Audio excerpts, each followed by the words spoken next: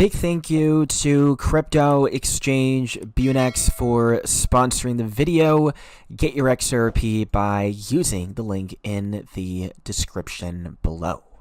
We have BlackRock dropping a $1 trillion bombshell at Ripple Swell, and that is from BlackRock executive Maxwell Steen.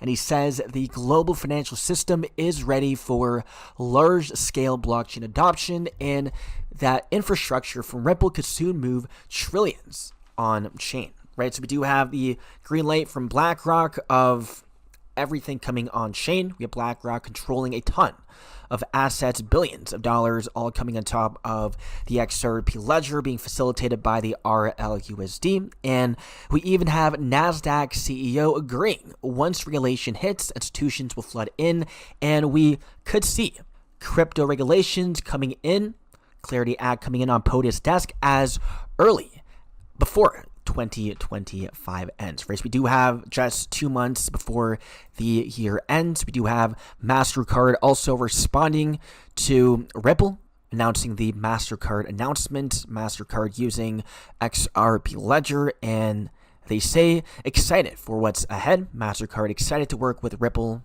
and to use XRP, RLUSD, and so on. And we also have a major update with Ripple Prime. We have formerly known as Hidden Road, a new application being filed under insurance, financial affairs, monetary affairs, and real estate affairs. It seems like we have Ripple getting involved with all of these categories, offering Ripple services for these markets, XRP, RLUSD, and obviously we have the serial number having 589, and we also have the 36 number as well. We have more breaking news, and that is Franklin Templeton rolling out its tokenized USD money market fund in Hong Kong. And back in September of 2025, we have Franklin Templeton partnering with Ripple to tokenize funds using RLUSD on the XRP ledger. We have mass adoption coming in using through Franklin Templeton and in Hong Kong. And we have from the Wolf of All Streets, Franklin Templeton XRP ETF XPRZ listed on DTCC website following recent S1 amendment. Guys, we're getting very close to the launch of the XRP ETFs, the Canary XRP ETF happening next week. And guys, with the XRP ETFs, we could see the price of XRP going parabolic, making a new all-time high. We will see. We have Japan's SBI Digital Markets managing $78.6 billion in assets, choosing Chainlink as its exclusive infrastructure provider. But keep in mind, we do have SBI Japan also mass adopting the RLUSD in Q1 of 2026. And he says this about XRP, SBI CEO, "This is not just another crypto. This is the wealth transfer of our generation." SBI CEO telling us of XRP giving us generational wealth. And lastly, we do have an exclusive interview with Brad Garlinghouse on CNBC. Let's take a look at this video. Discussion by talking a little bit about stablecoins. It's a very hot topic and the market is booming. JP Morgan has estimated that in a couple of years, the market could be worth as much as $750 billion with a B. And a lot of non-crypto native players and crypto players are jumping into the fray to offer these tokens. Now, I bring this up because I know that there's the Ripple-linked RLUSD that launched last December. I'm wondering how you see RLUSD fitting into this landscape, the stablecoin landscape that's increasingly competitive. Yeah. Look, I think the estimates around the size of the stablecoin market are actually understated. So I've seen numbers ranging from 750 billion all the way up to 3 or 4 trillion. I think when you step back and think about what problem is being solved, it's a big problem, and whether it's a corporate, whether it's individuals, making money move the way information moves today is powerful. Making it easy for people to pay each other, pay for things, cross-border. These are all very powerful things where you have trillions of dollars flowing. And so when you see markets that big... Right, through MasterCard alone, we will see the RLUSD facilitating trillions of dollars in value. I can see a lot of capital continuing to flow to this market. Japan as well. Out, Ripple is launched our stablecoin just under a year ago. We just passed $1 billion market cap. So in 10 months, we're very happy with the progress. Ripple is always focused on that kind of institutional use case. So we're integrating RLUSD in our payment flows where it makes sense, where a corridor or a currency pair is more efficient to use a stablecoin than it might be to use XRP. And we want to make sure we're solving the customer problem as efficiently and as inexpensively as possible. Sometimes stablecoin is the way to do that. So I think the whole market's going to grow. Ripple, I think, has an exciting play within that. There's obviously some other very successful players, which we welcome, and I think the whole market can grow a lot. I focus a little bit less on the size of the piece we have as opposed to the overall market. If the overall market grows, I think we're going to do well. Right. Now, could you delve a little bit more into the distribution plan for RLUSD? So for us, the distribution plan around RLUSD is more focused on the institutional use case, on institutional collateral. Which makes sense, as most of the money is controlled by the institutions, not retail people like you and me. We now have an asset in Ripple Prime, a prime brokerage platform where people can use RLUSD as good regulatory collateral. So there's examples where we think it'll drive demand for RLUSD that's differentiated compared to some of the other stablecoins. Got it. Now, shifting gears a little bit, I also want to talk about regulations. Ripple's a big player on Capitol Hill, and leading up to the presidential elections, you guys donated tens of millions of dollars to the super PAC Fair Shake.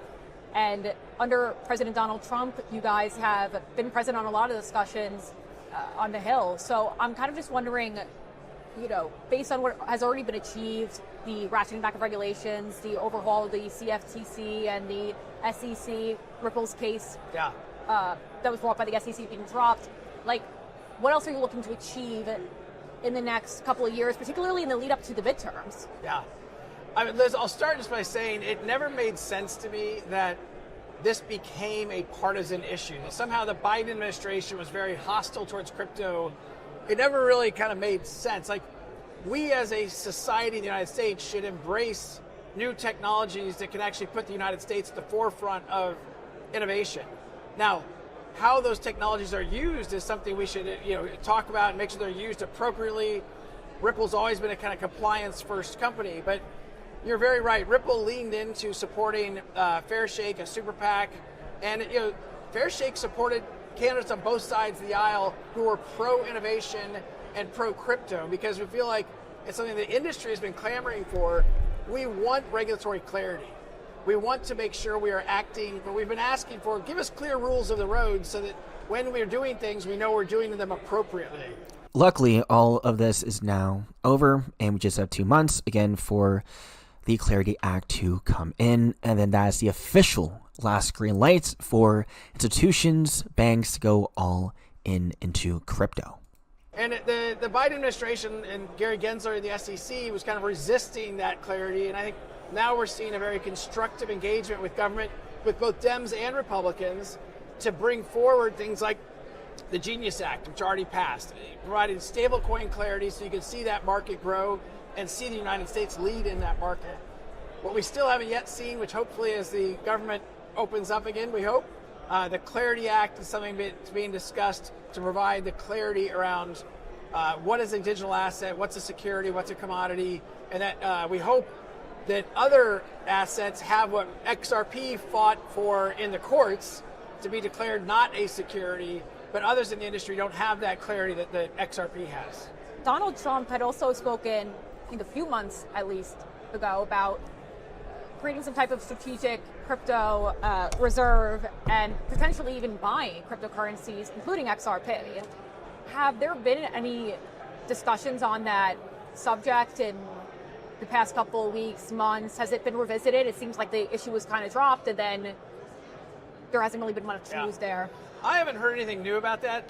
I think it's an interesting dynamic because we as a society, I think, should always be keeping up with technologies. And obviously, we have a gold reserve and the hundreds of billions of dollars of gold. And if these are new stores of value that are strategic to the country, should we have a strategic crypto reserve of some kind that should, I think, be anchored by Bitcoin? I think that makes sense. Obviously, we had Trump including XRP, Solana, Bitcoin, ETH, and I believe Cardano There's some work on that done in the spring. I haven't heard the latest on where we are as a government in implementing that.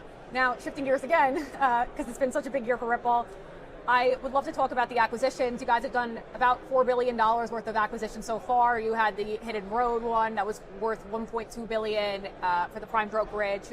And you had the G Treasury, it was another north of $1 billion deal. The $200 million acquisition of the stablecoin platform. How do all these acquisitions fit into your corporate strategy, particularly under President Trump and this pro-digital asset era in the States? So I'll start by saying I think that people still underestimate the largest economy in the world, 22% of global GDP, the United States, used to lean out on crypto, and now we're leaning in. And I think people underestimate how big a shift that is and what the impact's going to be on the crypto market overall. When I see that, and I think that people haven't quite caught up to what that's going to mean. We might have a reference to the cargo ship Evergreen and the BG123 ship in the riddle as well. But guys, with the U.S. now going all in, as confirmed by Trump, we're about to see just so much money flowing into crypto, which is why we keep saying this will be the biggest bull run we have ever seen so far. Thus, this is why it has been the most difficult, as 1% can get too many of us rich. But guys, the only way we can win is by buying more XRP, DCA, and buying whenever the price of XRP goes down. It means that I want to see Ripple invest in that future and get ahead of where that market's going. So you're right, we have aggressively leaned in and made multiple, multi-billion-dollar acquisitions. Hidden Road G Treasury being the biggest. But for us, we've always tried to be that bridge between a decentralized financial world and the centralized or traditional financial world. And Ripple's been building bridges between them. So the assets we have been buying have been on the traditional finance side, so we can bring crypto-enabled solutions to that traditional financial world. G Treasury is managing literally trillions of dollars of payments for corporate treasurers, and the ability to introduce to them, here are crypto-enabled solutions that are faster, cheaper, more efficient. That's a good thing for everybody. Ripple had explored the idea of going public in foreign markets, particularly at a time that the regulatory climate was quite difficult in the U.S. Now a lot has changed. So now we have President Trump. He's very pro-digital assets. Again, the CFTC and the SEC have been completely overhauled. Would you consider going public in the foreign market still, or are you now more U.S. focused? Are you considering doing an IPO in the U.S.? Yeah. So if Ripple were to prioritize going public today, we would definitely look at the U.S. markets. They're the deepest markets, the broadest markets, the most efficient markets. So I think we would prioritize that. When we were talking about that before, we actually had exchanges from other countries around the world courting us because the U.S. was so, I think, illogically hostile towards this industry. Now, that being said, going public still isn't a short-term priority for us. We always kind of keep an eye on that, and maybe at some point we will. But for now, we're focused on building. Right. They're not in a rush, as they already have so much money on hand, especially with the now $500 million investment from Citadel and others. So with so much cash, there is no point in rushing an IPO. And IPOs usually happen when companies need money or they are massive and they just want to become a public company. So that is that too. And we have the balance sheet that's allowed us to make these multi-billion-dollar acquisitions and to continue to grow the business. We've also been able to return liquidity to shareholders. This year, we've completed over $2 billion of tender offers, so we're buying shares back from our shareholders. So that's getting liquidity to some of our early investors. And so far, we feel like we're in a good place on that, but we'll obviously continue to watch and make decisions. And Ripple wouldn't be buying back their shares if they weren't bullish in their long-term future. So guys, very bullish. Everything, the macro events are lining up for a mega massive bull run. Get ready. This is the opportunity to buy even more XRP at these cheap prices. That's it for the video. Hope you guys enjoyed, and I'll see you guys in the next one.